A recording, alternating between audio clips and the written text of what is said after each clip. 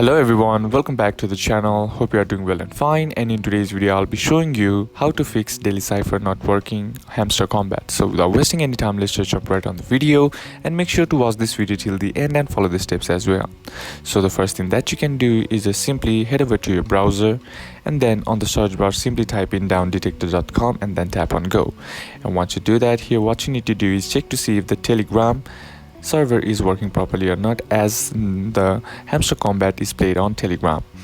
So if the Telegram server is not working properly, then this might be the issue, this might be the cause that you are facing, the problem that you are having. So just to wait it out, and after some time the server will start to run properly and then you can use it. But if you are facing the same issue but if you are still having the problem, then what you can do is just head over to your app store, and on the search bar simply type in Telegram and then tap on the app and check to see if the app needs an update or not. Sometimes the older version also might be causing the issue that you are facing, so just simply updating the app to the latest version will fix the issue. And that's basically how to do it. And that's it for today's video, guys. Hope this video was useful to you. Leave a like if it did, comment down below what the next video should be on, consider subbing to the channel. Thanks for watching. Bye bye.